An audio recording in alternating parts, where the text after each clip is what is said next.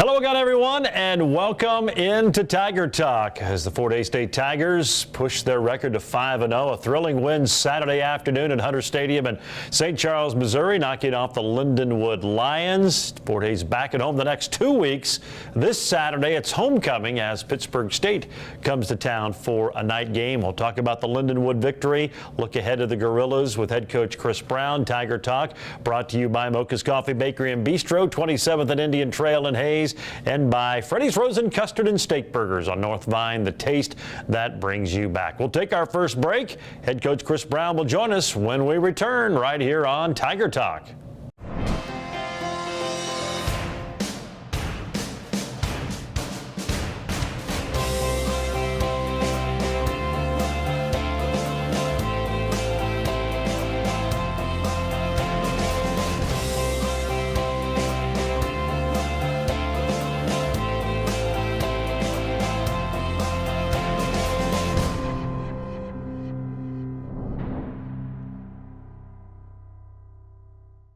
And welcome back to Tiger Talk. Gerard Welbrock and head football coach Chris Brown with you. The program brought to you by Mocha's Coffee Bakery and Bistro at 27th and Indian Trail, and Freddy's Frozen Custard and Steak Burgers are on North Vine and Hays.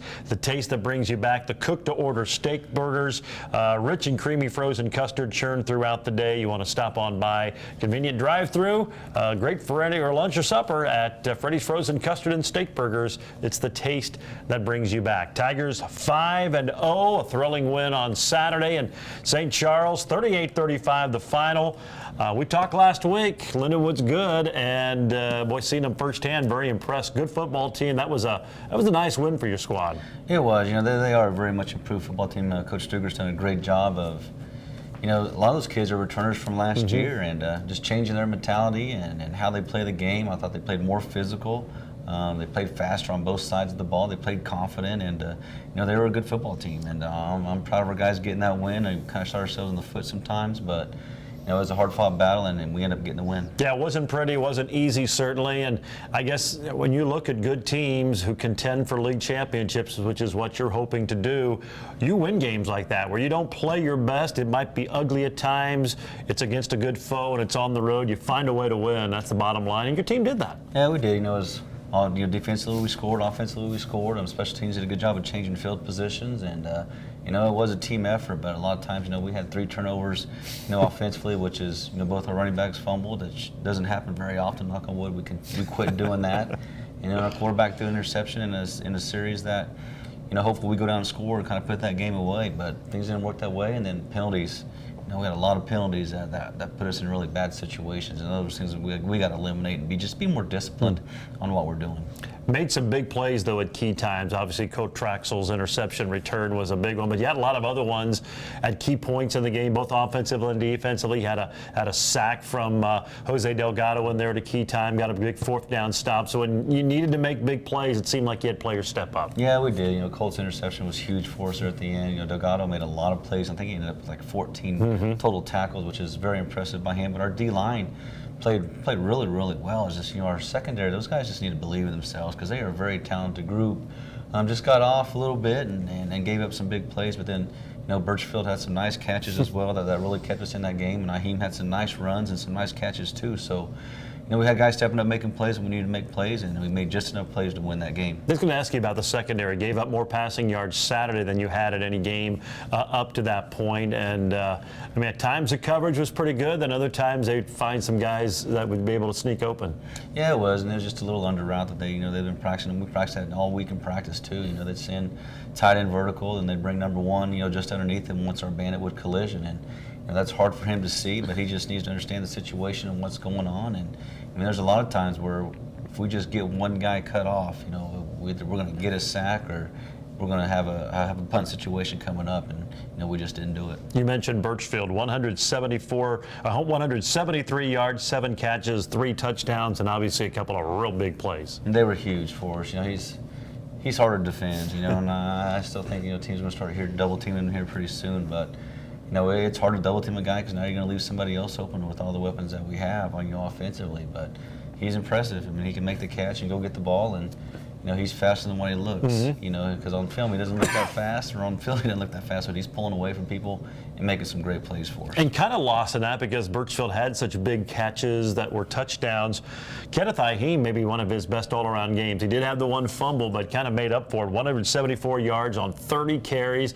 Then he also hauled in 7 catches for 58 yards. Just a really good all-around day. Yeah, one mistake, and that's really what he had. He had a few alignment, problems as well, but for all, he had a great day running the ball. He had a great day catching the ball, and he made some plays that we needed those plays made. But that kid's getting better each week, and we got to find a way to get him some rest as well. So Tigner needs to step up, or Blackman needs to step up and start giving Iheme a little bit of rest, so he's not playing 70, 80 snaps a game. Yeah, Tigers win it on Saturday, 38-35. We'll talk about it in more detail.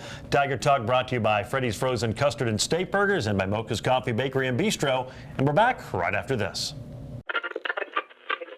That was another legend on 99 KZ Country. And yes, before that, we had a brand new artist. Your home for today's stars and the legends. We play real country. I'm Teresa Trapp. Weather, news, sports, it's all here. We're on Facebook, and there is a listen live link at hayespost.com. Dial us in on your radio at 99.5 FM. KHAZ, Real Country. 99 KZ Country.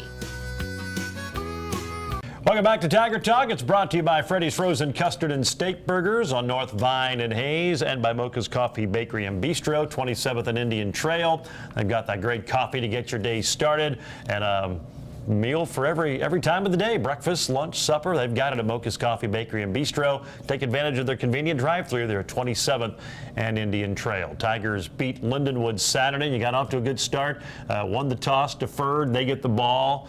I think they got a first down, but then you force them to punt. You get the ball, march it down, and get a touchdown just so you drew it up. Yeah, we did. That's exactly what we wanted to get done, and it happened for us. The defense did a good job of getting us off the field, and I think we had a very nice return on that as well. Yeah.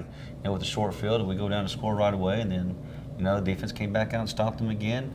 We got the ball back, and then we fumbled. We gave them a short field, let them tie it up, but I think the very next series we went down and scored again. So it's 14-7, and all of a sudden we just kind of fall apart and give up a couple big plays, and then we start 1st and 30 offensively. I don't know if we have any plays for 1st and 30, so we got to do a better job of getting positive yards and not making those stupid penalties that hurt us. They had a 43-yard punt return by Lane Bieberly that set up a good field position. You score. Kind of a controversial fumble with Tigner. It looked like he probably was down, but I guess bottom line, no replay in Division II. You got to live with it, and that was kind of a key play because it turned the momentum. Who knows? You go score there, and you're up 14-0. Maybe changes the thing, but that kind of got them back in the game. It really did. It really energized them, got them some excitement, and not taking anything away from Stewart. But I think if we go score there, they're starting to think a little bit about who they're really playing and what we're doing. And it's one of those games. But you get in traffic, you got to put both hands on the ball, and when you're fighting for extra yards, you got to make sure you got both hands on the ball. But number 2 did a great job of reaching in there and pulling, and he got it out. Well, the Tigers give up the touchdown, but then you come back, as you mentioned. Monterio gets the first of his 3 touchdown catches, puts you back up 14-7. Felt like you've kind of restored some order, and as you said, from that point on, it was kind of on your heels the rest of that first half. They score the next 14 and had the lead at halftime. Yeah, they did, and it was us offensively shooting ourselves in the foot by penalties, and then defensively giving up big plays. We don't give up the big plays, and all those were, I think one of them was like a 3rd and 15, and we gave up a first down where we stopped them there. They don't score those points. So it's a lot of what they did, and not taking anything away. They were a good football team, but a lot of it's of what we did, defensively and offensively that killed us. Birchfield had a 37-yard catch, nearly broke it, just ran out of room on the sideline. They tap him out of bounds, but you miss a 42-yard field goal. Brandon's had a great season this year and just kind of pushed it a little bit to the left. He did push to the left, and that wind in that stadium was, on one end it was blowing this way, and on the other end it was blowing the other way, and in the middle it was kind of swirling. So it kind of messes with you as a kicker, but it's still in that situation. He's got a good enough leg and a good enough accuracy that we expect him to make that kick for us. Missed the field goal. Lindenwood comes back and scores, and they were up 21-14 at halftime. Just the second time this year the Tigers have trailed at the break. It was a crazy second half in St. Charles, and we'll talk all about it with the coach when we return right after this break here on Tiger Talk. As you plan for your business in 2018, advertising should be an important part of your growth strategy. Digital marketing puts your business in front of the right customers online. Advertising with the Hays Post ensures your message will be viewed 1.5 million times a month, including 375,000 unique views a week. Are you ready to grow your business? Advertise with us today. It's affordable and it works. Call us today at 785-628-0467. Eagle Communications, our community connected. Back on Tiger Talk, Gerard Wellbrock, head football coach Chris Brown. It's brought to you by Mocha's Coffee Bakery and Bistro, 27th and Indian Trail, and Freddy's Frozen Custard and Steak Burgers. Get their great handmade steak burgers, of course, hot dogs and more, and the concrete treats as well. All at Freddy's Frozen Custard and Steak Burgers. North Vine and Hays, it's the taste that brings you back. Tigers down at halftime, 21-14 to Lindenwood. Second time in 3 weeks they've trailed at half, and just like you did in Edmond a couple of weeks ago, you come back on the first possession. Didn't score on the first play this time. It took you 4, but another big pass play to Montario Birchfield, and just like that, the game was tied. Yeah, it was, and it's, halftime, I just talked to our guys about, we're beating ourselves right now. We gave up, turned the ball over, gave up a touchdown. Big play, gave up another touchdown, and then we kind of fell apart a little bit with big plays, and we were killing ourselves. And just go out, play our game, don't stress, don't panic, just stay in control and work through it. But that was just another great catch by another young man. It was a good thrown ball by Jake as well, and good protection, by our offensive line and running backs, and he got in the end zone. Well, we mentioned that play in the first half when he got tapped out of bounds. He had a defender on him for the last 10 yards, and he carried him with him into the end zone. He was not going to be denied. Lindenwood answers. You're behind again, 28-21, and then again a big strike, 76 yards from Mazzara to Birchfield. You can see that one developing. He just laid it up there nicely for him to run under. And you mentioned his deceptive speed. Doesn't look as fast as he is, but he caught that one, and they could not catch up with him. Yeah, he did. He's just so strong. Those corners get on him, and they feel like they're defending him pretty well, but he's just so smooth and so strong that at the last second he's able to pull away and go get the ball and then continue on for the score. But his strength is phenomenal. I mean, those guys have a hard time, covering him, and we need to continue using him as our weapon and going to him.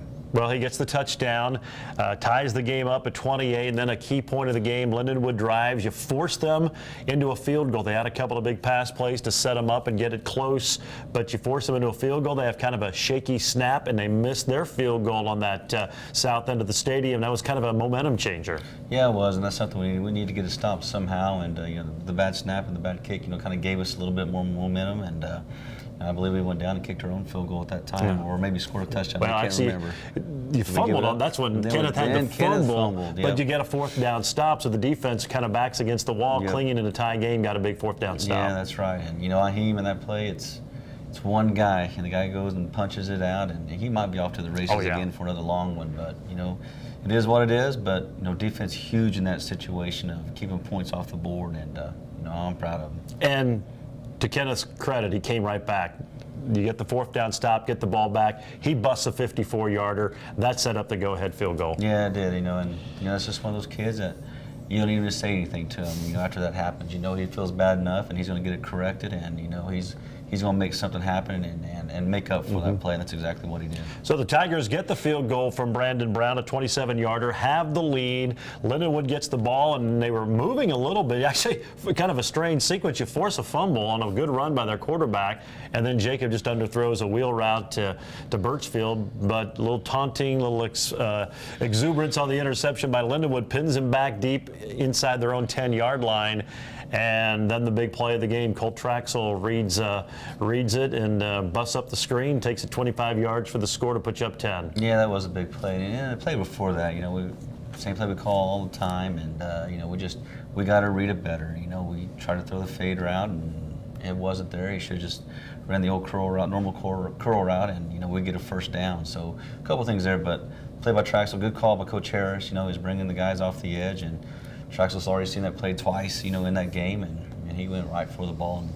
And watched it on film, it was pretty impressive. Yeah. I mean, that ball was thrown pretty hard, and he was able to catch it and take it in for 6. And huge play. You know, that really won that ball game. Yeah, I was for going to us. say that's a catch any of your receivers making you be impressed with as hard as that ball. And he's only about 10 feet away from him to hang on to it and get it in. So that gave you the lead.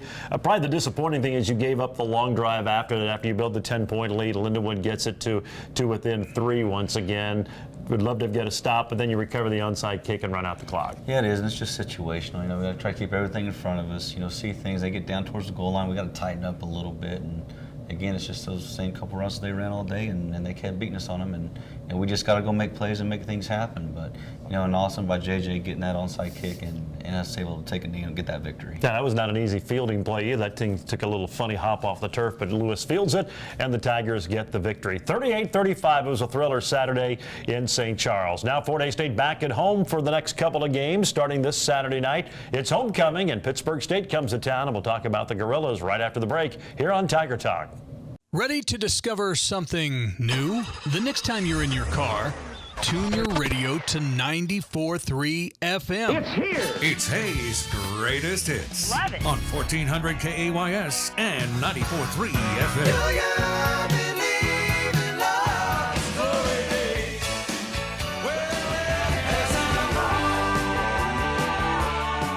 94.3 FM, KAYS. Go ahead, check us out. Back for our final segment here on Tiger Talk. You heard the big pick six there by Colt Traxel that put the Tigers up by 10. The big play on Saturday. Hopefully more big plays coming up for Colt and the Tigers this weekend. Tiger Talk brought to you by Mocha's Coffee, Bakery and Bistro and Freddy's Frozen Custard and Steak Burgers. Pittsburg State for homecoming.